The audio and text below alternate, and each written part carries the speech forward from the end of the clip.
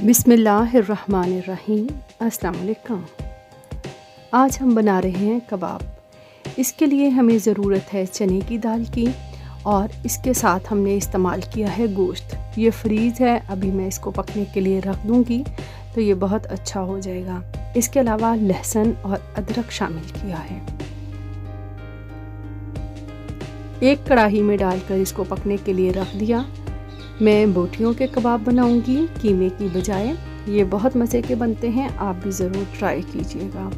ये मसाला जात शामिल करेंगे, ज़ीरा, नमक, काली मिर्च, हल्दी और सुर्ख मिर्च।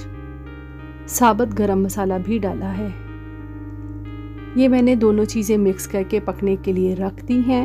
काफ़ी देर हो चुकी है इसको पकते हुए और बोटियां अलग हो चुकी हैं, अच्छी तरह गल चुका है। इसका पानी खुश्क करेंगे हम। अच्छी तरह चम्मच चलाते जाएंगे, हड्डियां अलग कर लेंगे और पानी खुश्क कर लेंगे। फिर हम इसमें प्याज, धनिया, मिर्चें डालकर टिक्कियां बनाएंगे और उनको फ्राई कर लेंगे। ये मटेरियल ठंडा हो चुका है, इसको मैंने अच्छी तरह मैश कर लिया।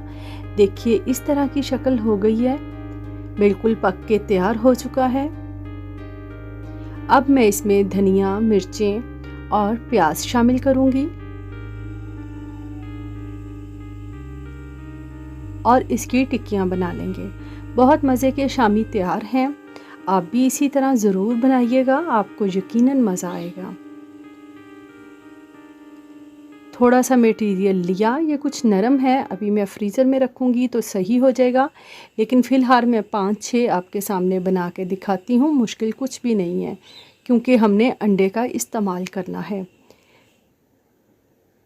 मुनासिब साइज़ का कबाब बनाकर अंडे में डिप करेंगे और उसके बाद इसे पकने के लिए रख देंगे। तवे पे मैंने थोड़ा सा घी डाला है, उसके बाद मैं कबाब फ्राई कर रही हूँ।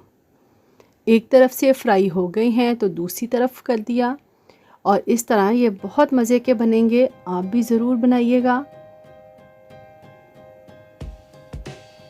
देखने में भी खूबसूरत हैं और खाने में भी मज़े के हैं।